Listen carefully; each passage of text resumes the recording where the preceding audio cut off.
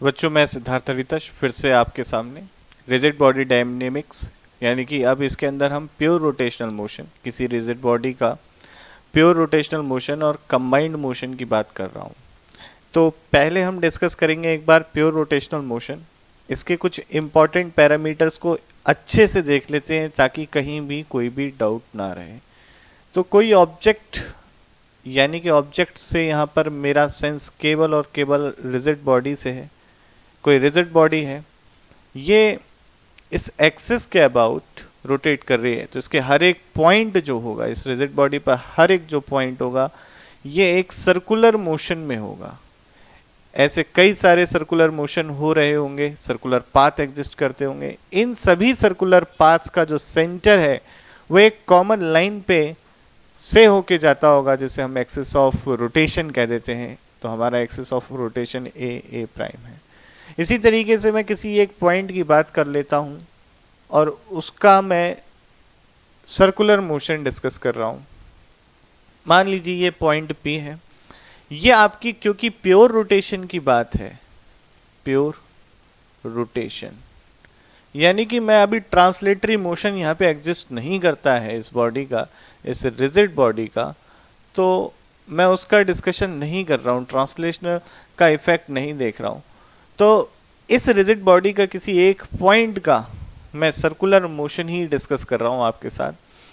मान लीजिए कोई एक पॉइंट है, पॉइंट पी है, इसकी एक्सिस ऑफ रोटेशन से डिस्टेंस जो है आर है। किसी टाइम टी पर इसका पोजीशन वेक्टर आर वेक्टर है। यहां से मैं कंसिडर कर रहा हूं अपना रेफरेंस या फिक्स्ड पॉइंट। तो यहां से पोजीशन वेक्टर इस पॉइंट पी का आर वेक्टर है किसी टाइम पर। इसके अंदर जो वेलोसिटी है that is tangential to the path होगी v, वेक्टर v। इसकी जो एंगुलर स्पीड है वो मैंने कह दी ओमेगा। अगर मैं और अच्छे से डायग्राम को बनाऊं तो कुछ इस तरीके से बनेगा।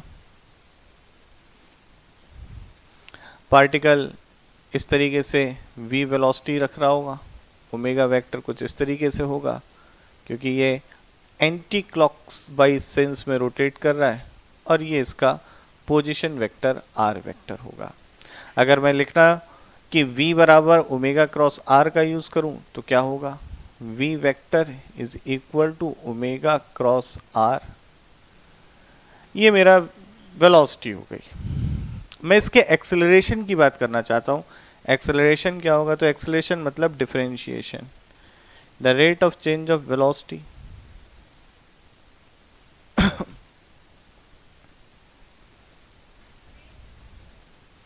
यहां से लिखेंगे हम D omega by D T cross R vector plus omega cross D R vector by D T.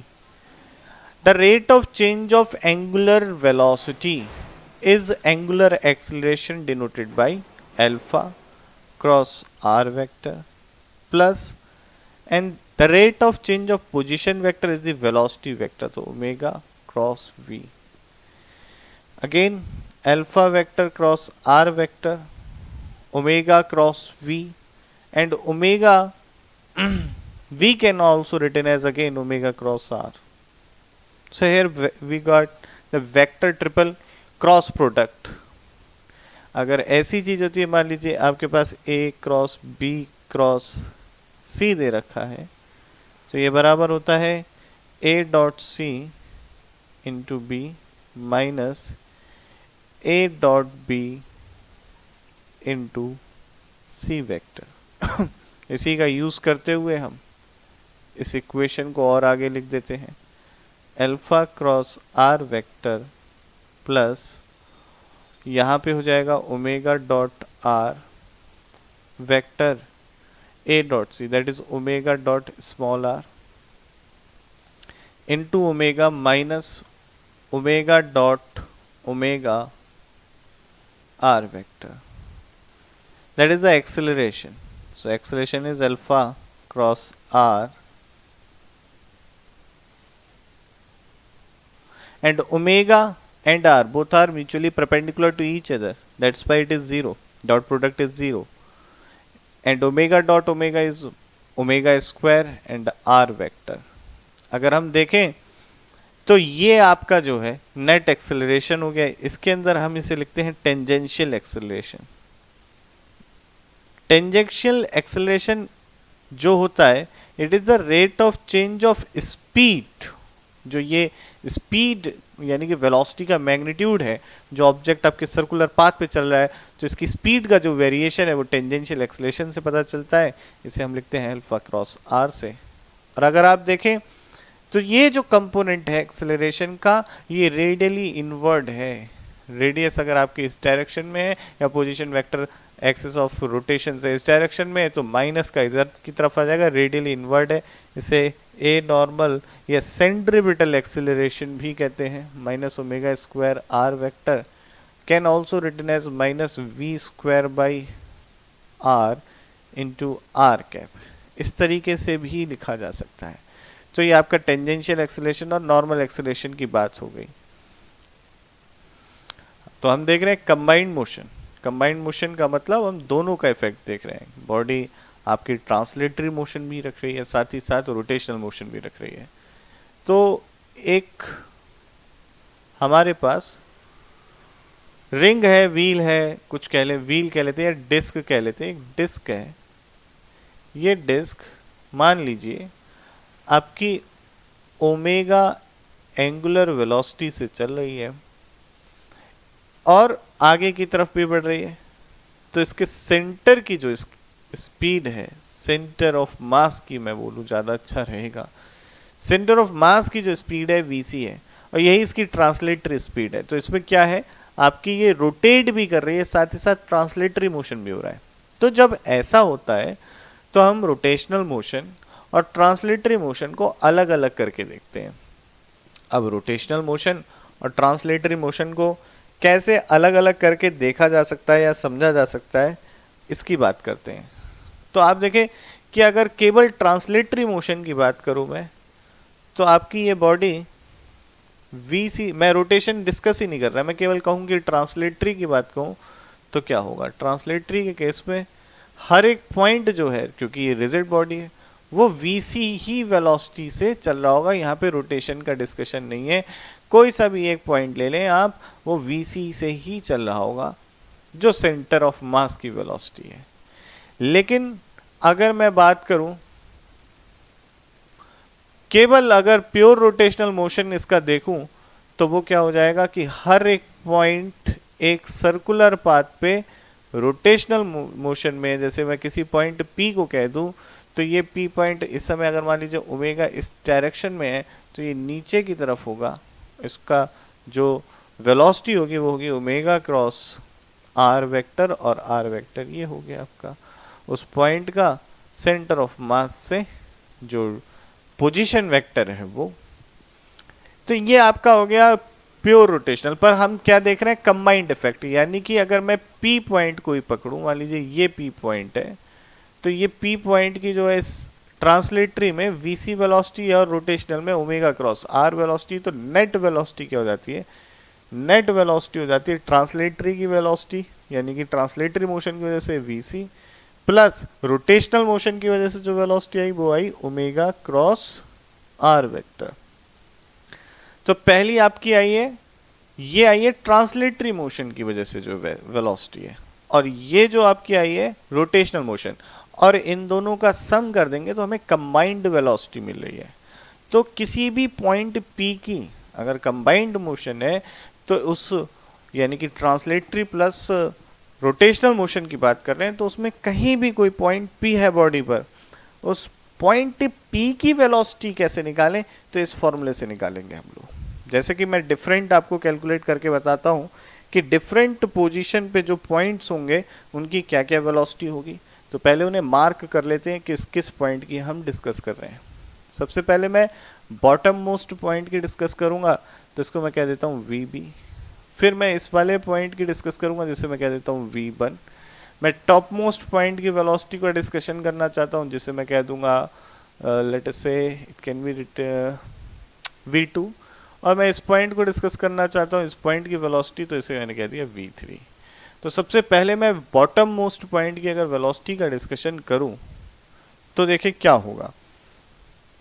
तो सबसे पहले मुझे ओमेगा की भी डायरेक्शन को डिफाइन करना पड़ेगा। तो ओमेगा की डायरेक्शन अगर आप राइट हैंड रूल का इस्तेमाल करें तो राइट हैंड रूल से आपको पता चलेगा कि ओमेगा की डायरेक्शन अंदर की तरफ है। तो जैसे हम क्रॉस से दिखा देते हैं ओमेगा, कैसे? क्योंकि हम राइट हैंड की डायरेक्शन में, मतलब राइट हैंड की फिंगर्स रोटेशन की डायरेक्शन में कर्ल करेंगे तो ओमेगा अंदर की तरफ आएगा। कुछ इस तरीके से ये ओमेगा है, अंदर की तरफ है। तो अब मैं बॉटम मोस्ट पॉइंट की डिस्कस कर रहा हूं वेलोसिटी। तो देखिए बॉटम मोस्ट पॉइंट की आपकी जो वेलोसिटी है प्योर ट्रांसलेटरी मोशन जो है उसकी वजह से वीसी होगी इधर की तरफ, पर प्योर रोटेशनल मोशन की वजह से इधर आएगी आपकी ओमेगा आर, ये आएगी ओमेगा आर इस डायरेक्शन में। तो हम यहाँ पे लिख सकते हैं बॉटम मोस्ट पॉइंट की वेलोसिटी वीसी और इसकी डायरेक्शन अपोजिट है इसलिए माइनस का ओमेगा आर। तो बॉटम मोस्ट पॉइंट की वेलोसिटी आ गई। इसी तरीके से मैं पॉइंट वन की वेलोसिटी की बात कर रहा हूं बच्चों। तो पॉइंट वन की वेलोसिटी की अगर मैं बात करूं तो क्या होगा, तो मैं केवल प्योर रोटेशनल मोशन की बात करता हूं of a pure translatory motion, और दोनों को क्या करेंगे, कंबाइंड कर लेंगे। तो आपका वन पॉइंट यहां है। तो इस पॉइंट वन पे देखें आप, इस पॉइंट वन पर जो ट्रांसलेटरी मोशन है, केवल ट्रांसलेटरी मोशन की बात करूं तो इसकी भी वेलोसिटी वही होगी जो सेंटर ऑफ मास की है, वीसी इस डायरेक्शन में। सेंटर ऑफ मास की वेलोसिटी वीसी इस डायरेक्शन में है। और रोटेशनल मोशन की वजह से मैं बात करूं तो रोटेशनल मोशन की वजह से इस पॉइंट की वेलोसिटी इधर होगी नीचे की तरफ, ओमेगा आर। तो हम क्या देखने को मिलता है हमारा कि अगर मैं पॉइंट वन की वेलोसिटी लिख रहा हूं दैट इज v1, तो हमें देखने को मिलता है v1 के केस में जो ट्रांसलेटरी इफेक्ट है वो ये है और रोटेशनल इफेक्ट है वो ये है। दोनों को हमें क्या करना है, सम अप करना है। तो देखिए दोनों वेक्टर्स परपेंडिकुलर हैं, तो v1 का जो मैग्नीट्यूड आ जाता है आपका वो आ जाता है square root of vc square plus omega square R square. बिल्कुल पाइथागोरस का यूज करके हम निकाल सकते हैं। और अगर वैसे देखना चाहें तो कुछ इस तरीके से आ जाएगी पॉइंट की वेलोसिटी। अब मैं बात करता हूं v2, that is the top most point.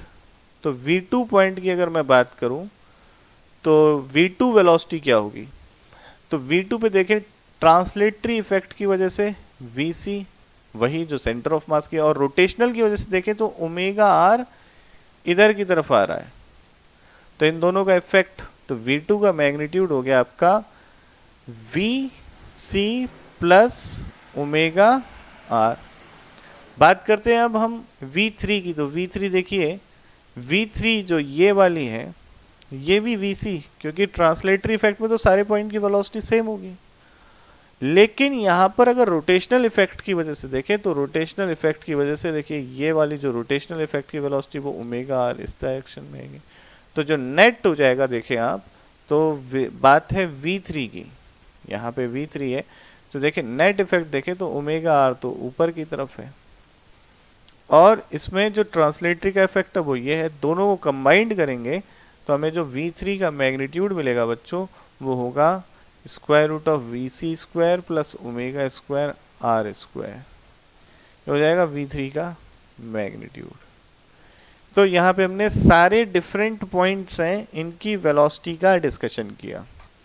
तो v1 की डायरेक्शन एक बार फिर से देख लेते हैं, थोड़ा सा इसमें एरर है। v1 के लिए यहाँ पर ये ओमेगा आर से हमने रोटेशनल इफेक्ट ले लिया और ट्रांसलेटरी इफेक्ट vc इस तरीके से है। तो जो नेट इफेक्ट आएगा वो कुछ इस तरीके से आएगा, that is vc plus omega R. Vector लिए हमने ऐड किया है। अब हम क्या करते हैं, हमारा ये v1 हो गया, तो v1 की जो मैग्नीट्यूड आ जाएगा उसमें कोई चेंज नहीं रहेगा, बस थोड़ा सा डायरेक्शन में चेंज था। तो वो हो जाएगा आपका omega square R square plus vc square.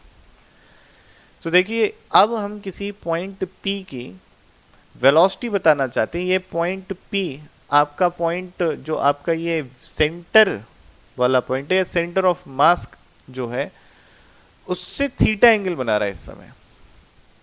इससे या सेंटर ऑफ मास को अगर मैं ओरिजिन मान लूं तो पॉइंट पी अभी उससे पास होने वाली, सेंटर ऑफ मास से पास होने वाली एक्स एक्सिस कह लीजिए या किसी भी रेफरेंस लाइन से थीटा एंगल बना रहा है।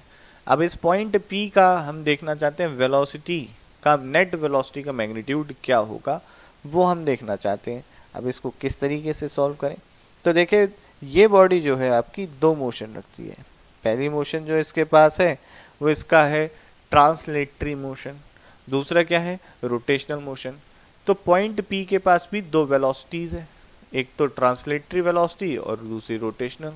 रोटेशनल वेलोसिटी इस आर के परपेंडिकुलर होगी क्योंकि ये ओमेगा इस डायरेक्शन में, इस सेंस में चल रहा है और आपका वीसी इस डायरेक्शन में है। तो नेट वेलोसिटी का अगर हम डायग्राम देखें तो वो क्या हो जाएगा, वीसी इस डायरेक्शन में है पॉइंट पी के पास और ओमेगा आर रोटेशनल मोशन की वजह से इस डायरेक्शन में है। नेट वेलोसिटी आपकी देखना चाहते हैं तो लॉ ऑफ पैरेललोग्राम इसका यूज कर लेते हैं।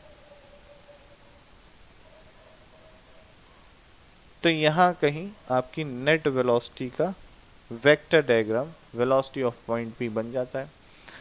तो अब हम ये देखना चाहते हैं कि ओमेगा आर और आपके वीसी के बीच में एंगल कितना है। अगर इस समय एंगल जो है एंगुलर पोजीशन थीटा है तो ये बहुत आसान है।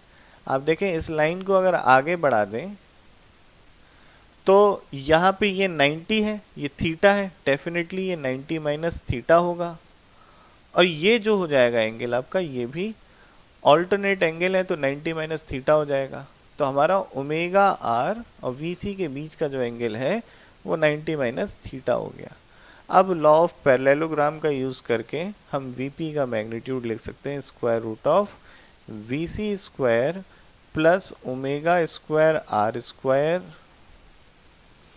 Plus 2 omega R V C and cos 90 minus theta, and that is Vc square plus omega square r square plus 2 omega r Vc cos 90 minus theta is sin theta and complete square root इसका ये आ जाता है, that is Vp।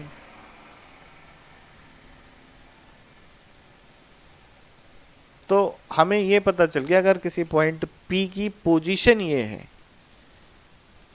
Centre of mass से कोई आपकी line जा रही है उस समय उसके हिसाब से, तो हम निकाल सकते हैं भाई उसकी वेलोसिटी क्या होगी। तो देखते हैं अब सबसे पहले बच्चों इंस्टेंटेनियस एक्सिस ऑफ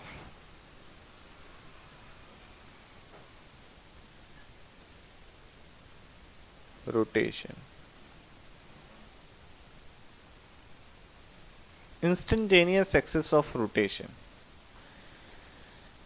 अब नाम क्या है इंस्टेंटेनियस एक्सिस, मतलब एक ऐसी एक्सिस, मान लीजिए सबसे पहले किस केस के लिए हम इसको डिस्कस कर रहे हैं इसको समझ लेते हैं। कंबाइंड मोशन हो रहा है, कंबाइंड मोशन का मतलब आपकी दोनों चीज हो रही है, एक तो ट्रांसलेटरी मोशन भी है बॉडी के अंदर, साथ ही साथ उसके अंदर रोटेशनल मोशन भी है।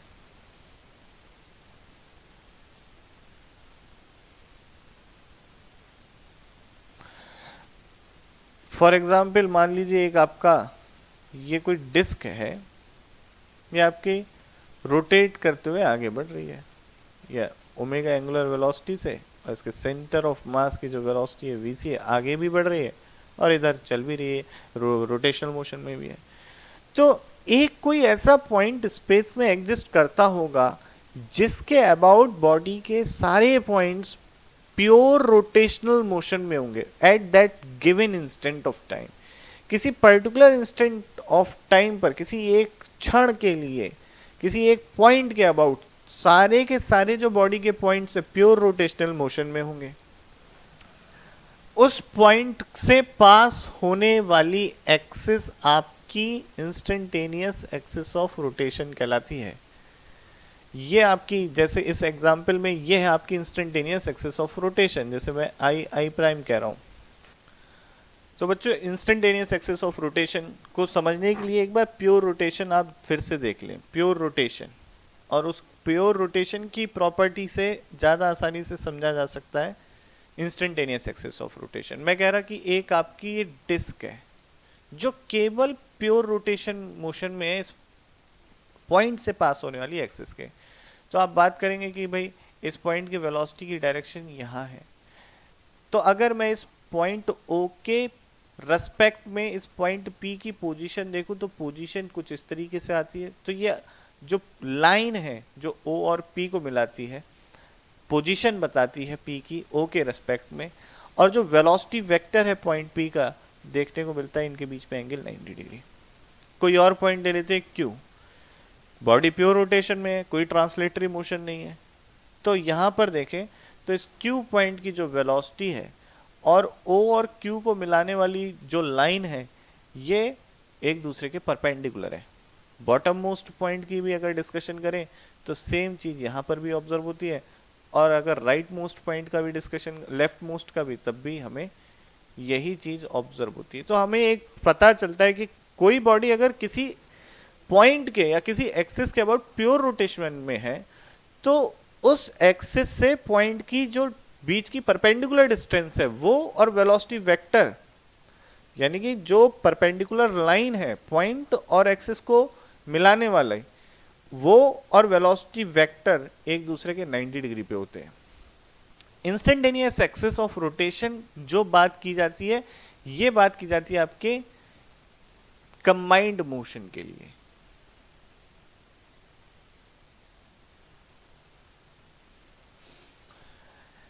लोगों का जब कंबाइंड मोशन है तो दो चीजें हैं, एक तो ट्रांसलेटरी मोशन भी है, उसका भी इफेक्ट देखना है हमें, दूसरा आपका जो है रोटेशनल है, उसका भी इफेक्ट देखना है।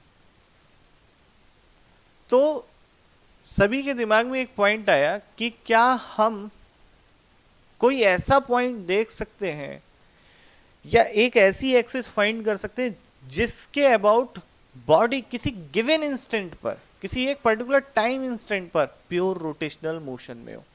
तो उनका, लोगों ने सोचा अच्छा ठीक है, अगर ऐसा कोई पॉइंट एग्जिस्ट होगा तो जितनी भी बॉडीज की वेलोसिटी होंगी वो, और बॉडी पर उस पॉइंट की वेलोसिटी और पॉइंट और एक्सिस को मिलाने वाली लाइन एक दूसरे के परपेंडिकुलर होगी, जैसे प्योर रोटेशन केस में।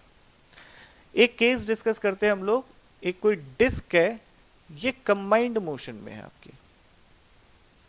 इस डिस्क के अंदर ट्रांसलेटरी मोशन भी है as well as rotational motion भी है। तो जैसा कि हमने अभी पहले पढ़ा था कि हमने डिफरेंट पॉइंट्स की वेलोसिटीज देखी, तो टॉप मोस्ट पॉइंट की वेलोसिटी देखें आप, ये इस डायरेक्शन में होगी। आपके जो इधर राइट मोस्ट पॉइंट है इस डिस्क के ऊपर, इसकी वेलोसिटी देखें आप, ये इस डायरेक्शन में थी। इस वाले जो लेफ्ट मोस्ट पॉइंट है इसकी वेलोसिटी की डायरेक्शन देखें आप, कुछ ही इस पॉइंट पे थी। हमने क्या करा, हमने इन वेलोसिटीज के ऊपर एक परपेंडिकुलर ड्रॉ कर लिया। इस पे एक परपेंडिकुलर ड्रॉ किया, इस पे एक परपेंडिकुलर, परपेंडिकुलर को अलग कलर से बना लेते हैं भाई।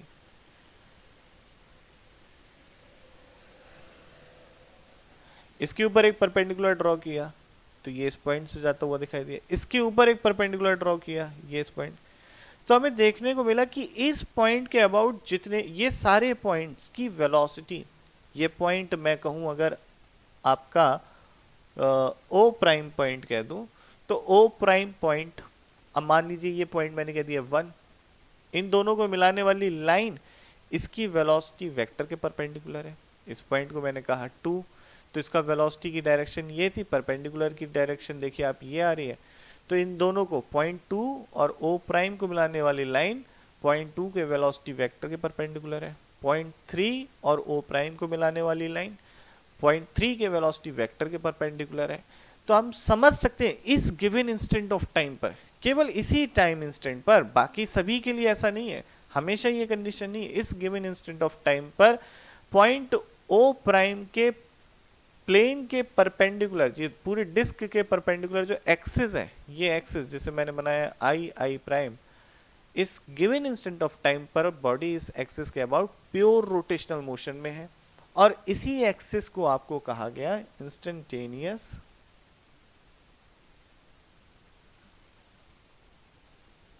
Axis of rotation.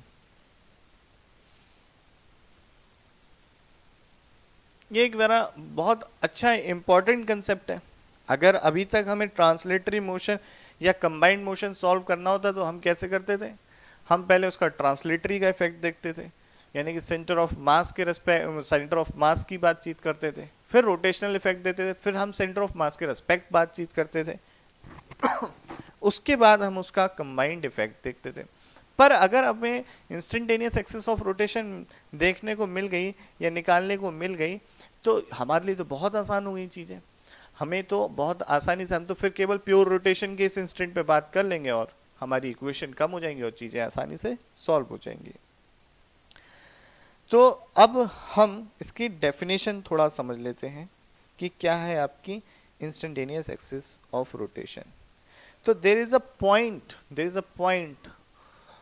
on body, it may lie on the body, or from the or it may exist outside from the body। ठीक है, या तो बॉडी में है या बॉडी के बाहर है।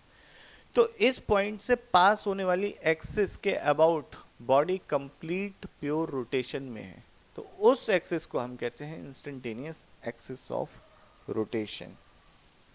तो इसको लिख लेते, there may be a point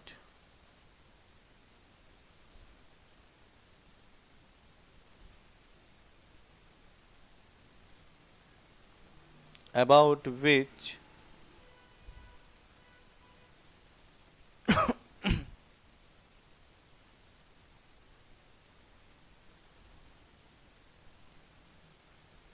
point and the axis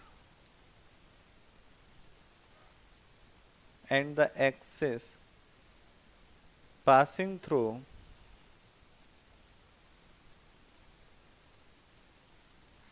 this point about which body is in pure rotational motion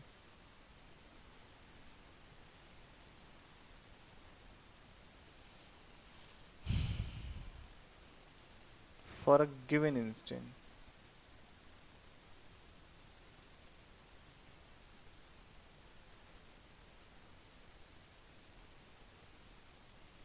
is called